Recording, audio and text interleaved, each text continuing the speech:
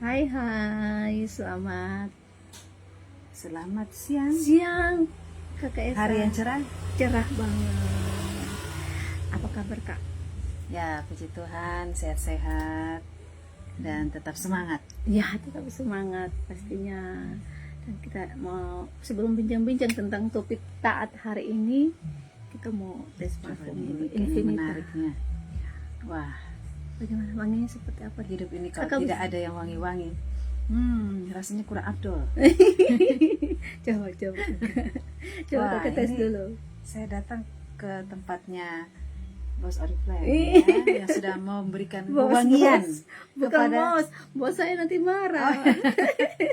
diri sendiri. Oh lah iya, ya, pas diri minimal. sendiri.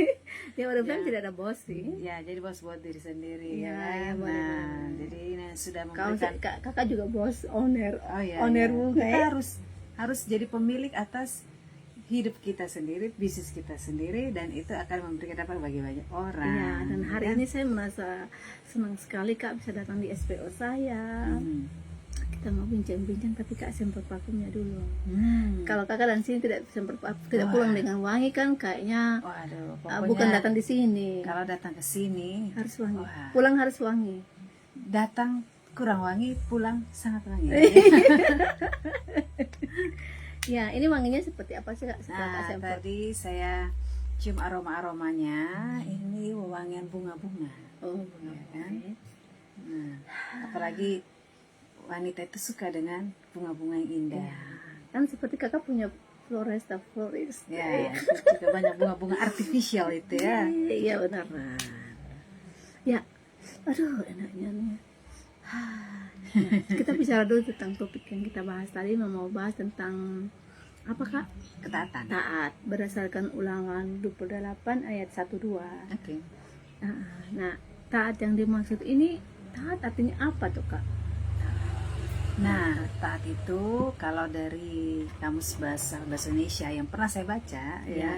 soalnya kita lagi tidak pegang kamus ya, itu artinya Kamu berjalan di otak saja. ya, patuh, menurut, Ya. kemudian tidak membangkang, Ya. mengikuti aturan yang sudah ditetapkan. Nah, Mengikuti itu. aturan. Iya. Nah, for example, orang yang main FB Pro misalnya, Heeh. kalau dia tidak taat aturan FB Pro misalnya, disuruh bikin kreasi musik sendiri, dia melanggar dengan dia pakai musik orang, nanti mereka nggak bayar dia. Oh, begitu ya. Iya. Waduh. Pasti Iya, ya kan, ada pasti, aturan-aturan yang aturan. perlu Ya, diikuti. diikuti kalau main FB Pro.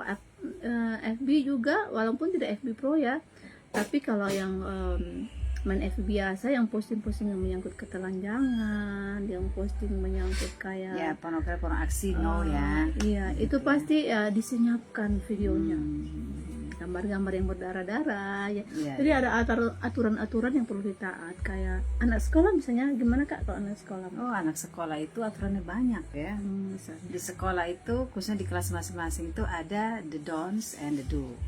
Jadi Ya. ada hal yang harus ditaati. Contoh nih, datang sekolah sebelum waktunya sudah ada, gitu, supaya bisa mengikuti semua jadwal di sekolah sesuai dengan apa yang sudah ditetapkan itu dengan baik. Kemudian yang berikutnya harus pakai baju seragam, ya. Oh, kalau pakai baju pesta? Orangnya salah kostum. Terus Iya. harus kerja PR misalnya kan. Iya. Terus pas ujian harus jujur. Nah, harus Iya. kerjain sendiri gitu. Oke, itu Iya. contohnya. Jadi anak sekolah ya kayak gitu. Nah, kalau dalam hubungan, setiap hubungan tuh pasti ada kode etik nih Kak ya. Kayak kita main online juga ya. Ada larangan-larangan yang perlu ditaati gitu. Nah, kalau misalnya orang yang tidak taat misalnya apa ya? Hal apa yang perlu ya? Misalnya orang yang tidak taat gitu, anak sekolah itu nanti konsekuensinya apa kalau dia tidak taat? Ya, biasa ada teguran. Biasa tuh yang paling halus itu teguran. Ya, diingatkan. Teguran tuh lebih ke arah untuk mengingatkan kembali, oh, ini kita punya aturan ini, tapi kamu buat yang lain. Nah, ini tidak boleh ya, ditegur, diingatkan supaya ada perbaikan. Tapi kalau misalnya masih berulang, nah itu mungkin akan ada perbincangan dengan orang tua misalnya, gitu Iya. kan, kata dengan kelakuan anak misalnya. Terus misalnya mungkin yang lebih tinggi lagi, tidak taat pada hal yang sama lagi, ya bisa dikasih kesempatan belajar di rumah dulu deh, begitu kan, supaya mungkin itu kesempatan dia bisa evaluasi diri, dia bisa merenungkan segala sesuatu yang sudah terjadi di belakang, supaya dia masuk sekolah lagi bisa lebih baik, misalnya begitu. Nah sekarang nih Kak, sekarang kan ada penjara anak nih. Itu Dari dulu juga dari, ada. oh, tingkat ketidaktaatannya seperti apa sampai bisa masuk penjara kan? Ya, Konsekuensinya kalau taat dapat berkat, Hmm. tidak taat masalahnya ini masuk di penjara nih Itu anak-anak. sudah. Nah Kalau kira-kira itu, ketidaktaatan seperti apa yang kira-kira bisa masuk ke penjara anak? iya, saya pernah tuh pelayanan di penjara anak. Jadi kebanyakan itu berkaitan dengan masalah kriminal. Kriminal anak ini biasanya Kriminal Dominic anak seperti apa? itu misalnya berkaitan dengan pelanggaran kode etik seksual, ya. Jadi maaf kata, misalnya mereka, Sekarang kan nonton porno banyak nih. ya, tapi itu belum perlu masuk penjara ya. Kalau udah nonton porno taat ke son. Itu biasa awal dari masalah yang lebih besar, ya kan? Masalah lebih besar itu artinya apa? Mereka melihat tonton-tontonan yang tidak pantas seperti itu, terus mereka membayangkan dan kemudian mereka mempraktekkan kepada orang yang bukan pasangan, ya, dalam arti namanya anak-anak masih bawah umur itu kan akhirnya melakukan penyimpangan seksual kepada lawan jenis misalnya dengan usia di bawah umur. Nah akhirnya itulah yang akan dijerat berbagai pasal. Berarti penjara ini asapnya saja ya? Ya itu endingnya di situ, tapi sebenarnya itu diawali dari hal-hal yang orang lain tidak lihat. Orang Misalnya lihat dari itu apa? nonton-nonton Dari porno, nonton-nonton, doanya mereka praktek. kayak begitu, ya itu berbahaya. Terus misalnya ada juga yang masuk penjara itu karena kriminal berkaitan dengan pencurian, pembunuhan. Nah itu yang biasa saya lihat di Curi penjara. apa dong, biasa curi apa? Curinya itu Barang emas. barang-barang berharga misalnya, atau mungkin barang-barang yang mungkin orang pikir itu sebenarnya nilainya tidak terlalu tinggi, tapi karena namanya pencurian, ya, pencurian itu mengambil barang orang lain tanpa minta izin dan sebagainya, dan itu orang lain itu menuntut ke pihak, mengadu pihak polisi. Sekarang ada game judi online itu, anak-anak terlibat bahaya. Iya, makanya itu peran orang tua untuk Dan mengawasi. sampai dia curi orang pun emas, kok dia jual, kok dia main game lah. Iya. Sekarang kan juga soal bilang begini, ada mama top up FF. Kan tadi pagi dia dapat uang jajan nih, mama saya mau tabung-tabung mau top up FF. Itu apa permainan FF? Oh, biasa tuh game-game online anak-anak, kemudian perlu top up untuk misalnya mereka bisa lanjut lagi gamenya, atau mungkin dapat reward apa. Nah, saya tidak terlalu tahu, tapi saya pernah lihat beberapa kali begitu. Halo yang sudah masuk ke Hasna Kosmetik. Halo kakak sayang. Kak Hasna ini tim Oriflame dari kakak Hasni. Selamat berpuasa ya. Sekarang lagi puasa, nanti berbukanya itu jam berapa? Bisa setengah 6, jam 6. Iya, gitu kan. Maghrib. Ya, jadi memang ketaatan itu mulai dari, kita bahasnya mulai dari anak-anak kecil dulu. Iya. Supaya kalau dari kecil tidak terbiasa, maka besar juga tidak terbiasa. Tapi gini kok, ada orang ini, saya punya teman ini, dia dari kecil anak baik, papanya majelis, dia juga majelis. Setelah nikah baru dia mulai aneh-aneh, selingkuh, sembarang. Itu kenapa? Ya, berarti Padahal kan dari kecil sampai dia ketua pemuda, betul. dia Artinya rohani, dia menjaga kekudusan, tidak hamil di luar nikah sama istrinya yang sah. Tapi setelah nikah baru dia aneh, dia selingkuh, kasih tinggal istri, telantarkan istri anak. Itu kenapa bisa begitu? ya, dalam arti gini, hidup ini kan ada banyak dinamikanya. Ada Jadi banyak begini kak, progresnya. kayak gini, saya pun teman merasa, wih, beta rasa orang-orang yang lebih baik menikah dengan orang jahat, kok bertobat daripada orang baik berbegini. Jadi menurut kak bagaimana? Menurut Iya. kak bagaimana? Jadi gini, manusia itu kan ada banyak perubahan, gitu. Perubahan menjadi lebih baik atau menjadi lebih buruk itu semua orang punya potensi yang sama begitu. Tinggal bagaimana dia mengisi hidupnya itu dengan pengaruh-pengaruh yang positif atau tidak, dengan ketaatan atau tidak. Banyak orang yang awalnya mengerti firman Tuhan dengan baik, tapi tidak merenungkan dan tidak melakukan dan menjaga konsistensi itu kan, sehingga dalam perkembangannya ketika ada godaan-godaan yang datang kepada dia meresponinya dengan keliru. Akhirnya ya Padahal dia sudah punya mengikuti. istri anak, dari dulunya jaga kekudusan hidup, Iya, sudah jadi, rohani, sudah bisa bawa firman Tuhan di depan mimbar juga, Mm-mm. tapi tetap bisa jatuh ya. Bisa, karena semua orang punya potensi yang sama, tapi masalahnya apakah kita mau memberi diri terhadap kejatuhan itu atau kita menghindari godaan-godaan itu kan kembali ke diri sendiri. Nah, gitu. Makanya hidup beriman itu juga harus bertumbuh. Kadang orang mereka stuck di satu usia tertentu, kemudian dia tidak bertumbuh lagi ke arah kesempurnaan, atau akhirnya dia jadi mundur dan malah hidup yang sekarang bisa jauh lebih buruk daripada yang lalu. Tapi segala sesuatu tuh kalau dia mau bertobat kembali kepada Tuhan, diperbarui dan dia bisa memulihkan semuanya. Terus ada yang gini, ada yang dia latar belakangnya mabuk, judi, sembarang gitu, tetap menikah sama istrinya jadi bertobat tuh. Ya, artinya ada ketimbang itu orang sudah kondisi. baik-baik baru dia berubah jadi jahat. Ya itu, makanya setiap orang bisa ada berbeda cerita gitu kan. Ada orang yang dari kondisi yang buruk, yang hidup dalam dosa lah begitu, tapi karena dia ada dalam kondisi yang kondusif, yang positif, yang penuh dengan nuansa-nuansa rohani, dan Allah menuntun dia melalui berbagai kondisi yang dia hadapi, itu membuat akhirnya dia meninggalkan kehidupan yang lama. Berarti setiap orang ini punya potensi menjadi baik menjadi buruk itu kapan saja ya? Kapan saja. Karena itu tergantung dia mau memilih apa. Hidup ini dinamis toh. Hidup ini dinamis, tidak monoton, selalu akan ada di tantangan mungkin baru. pengaruh dari teman-teman juga kok apa? Pasti. Jadi ada firman Tuhan bilang pergaulan yang buruk merusak kebiasaan yang baik. Maka kita juga hati-hati dalam memilih teman. Nah, Besta senang punya teman seperti Kak Esa. Ya, saya juga, apalagi kita Ibu Dokter Esa. banyak kewangian di sini ya. Supaya saya jangan salah nih. Salah melangkah nih. Aman. Saya yakin 100% ya. Oh gitu. Ya, jadi teman-teman, hari ini saya senang membahas tentang ketaatan membawa masalah, ketaatan membawa, terbalik sih. Ketaatan membawa berkat. Berkat-berkatnya apa tuh Kak? Banyak, kalau taat ya. Artinya hidup tenang, damai. Dari hati dulu. Ya, tenang, damai, ya tuh, karena kita berjalan pada jalur. Berkatnya tidak harus finansial ya. Finansial itu salah satu saja sih sebenarnya. Ya.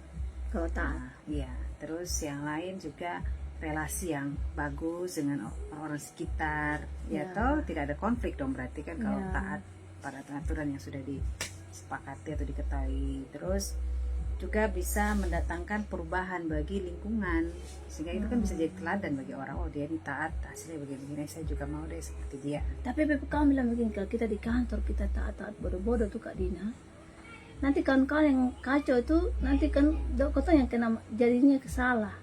Tergantung case-nya apa dulu. Taat bodoh-bodoh itu artinya kita kan tidak tahu ya konteksnya apa. Jadi dia bilang kalau ini ikut aturan terus baru dianya yang tidak ikut aturan, nanti kita yang dipersalahkan baru dia yang benar.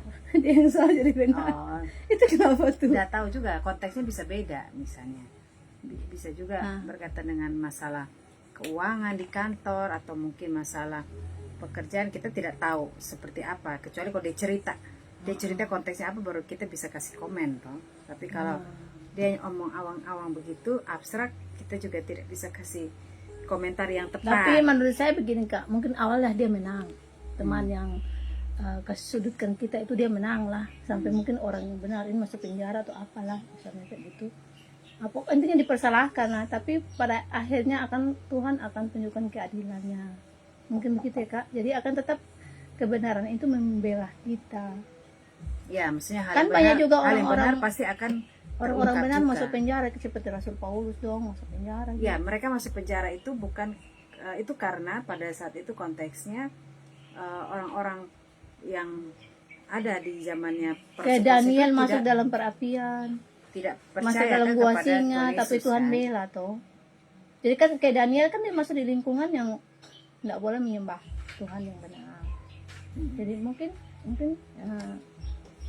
orang yang diuji harus taat tuh, teman kantornya itu mungkin dia sudah melakukan kebenaran, tapi dia harus mengalami yang seperti Daniel. Mungkin bisa juga, misalnya dia taat pada hal yang memang sudah berintegritas, sudah dia lakukan, tapi di kantor misalnya ada godaan untuk banyak lah, kita suka dengar cerita ya, ini pengeluaran diatur sekian, tapi tiba-tiba di markup, ya toh, yang fraud begitu. ya kwitansi fiktif misalnya, itu kan banyak sekali kita dengar. Nah, banyak orang yang mau pegang kepada kebenaran firman Tuhan tidak mau melakukan, tapi banyak orang yang mau mencari keuntungan dari kondisi itu, dia melanggar firman Tuhan. Nah, disitulah ada konflik yang bisa terjadi gitu, antara orang yang mau taat pada aturan dan taat kepada firman Tuhan, dan ada yang tidak. Nah, itu biasa konflik terjadi. Nah, kita harus pegang prinsip. Kenapa? Karena kita mempertanggungjawabkan semuanya itu bukan hanya kepada atasan, kepada teman-teman di sekitar kita, tapi kepada Tuhan yang melihat semuanya. Jadi saya berpikir begini, oke lah, mungkin untuk 1-2 tahun lu menang ya, lu kasih masuk orang penjara atau apa, tapi nanti kalau orangnya memang tidak salah ya misalnya. Tapi kalau misalnya tidak terbukti, ya berarti kan dia bebas. Tapi kalau misalnya ada buktinya, nah kalau orang bikin bukti fiktif kan biasa kalau orang harus ada dua alat bukti. Kalau orang mau bikin orang itu bisa ada saja, cara. tapi kalau misalnya dia bisa buktikan bahwa itu fiktif, ya berarti dia bisa bebas. Nah kalau dia bodoh-bodoh sudah mengerti apa-apa kok, dia sudah tahu bagaimana juga membela diri. Ya biasanya kan ada pengacara, nah dia sudah bisa sanggup bayar pengacara.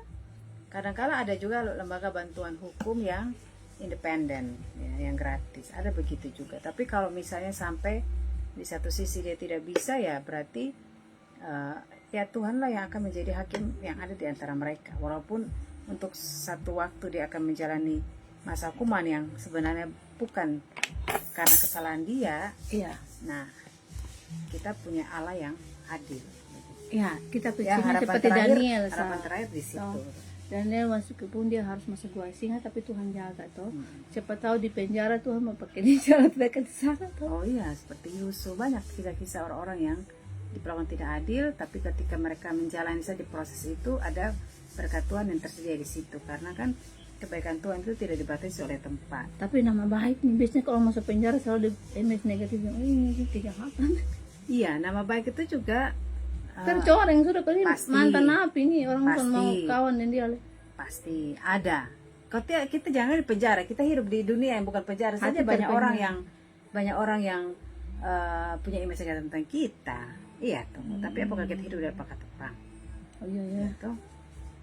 Oke, demikian obrolan kami. Yang ini Kak Berlina Bani, ada juga Kak Susana Adolfina Katu, kenal? Kenal, guys. Halo Kak. Pendeta, ya. Salam hormat. Kayaknya kita mesti bincang-bincang lama supaya banyak yang hadir dan Kak Esa. Nanti kita sambung lagi. Ya, mau jalan. Jam 12 kita mesti go buat sesuatu yang lain, tapi biasalah ibu rumah tangga ini juga ngurus anak, ya kan? Kita ada sekolah. Parfum. Nah, ini yang mau boleh. Ini parfum Oriflame. Jadi ketaatan bisa pesan membawa berkat Oriflame. SPO 1378 milik Ibu Belanina Octavianus. Makanya ketaatan Baitano yang rajin. Terlalu banyak kata-kata buat beta nih. Ya, jadi teman-teman, ketaatan itu membawa berkat, ketidaktaatan membawa masalah. Yang ini Kak Adolfina Katu ini suka main FB Pro nih. Oh ya, jadi yang jago. Kalau yang main FB Pro, taatlah aturan FB Pro, maka kau akan tidak dapat masalah akun. Kau akun akan baik-baik saja, kau dapat dolar banyak. Yang FB Pro, dalam hal FB Pro saja, kalau yang punya anak taat, jadi orang tua yang taat yang taat firman dan ajaran baik toh. Terus apa lagi? Kerja juga taat kode-kode di tempat pekerjaan. Terus yang bisnis ketong juga harus taat kode etik. Apa lagi? Ya, itu taat. Yang membangun hubungan rumah tangga juga taat kode etik rumah tangga. Yang apa deh? Semua hal. Oke, itu saja ya, supaya kita jangan kena masalah. Sudah menonton kami, meluangkan waktunya. Saya juga makasih buat Kak Esa sudah datang bincang-bincang di siang hari. Mumpung belum hujan, ini sudah. Tapi Kak pulang dari mobil saja. Iya sih. Kita ada motor, so. Nah, dah. Oke, God bless.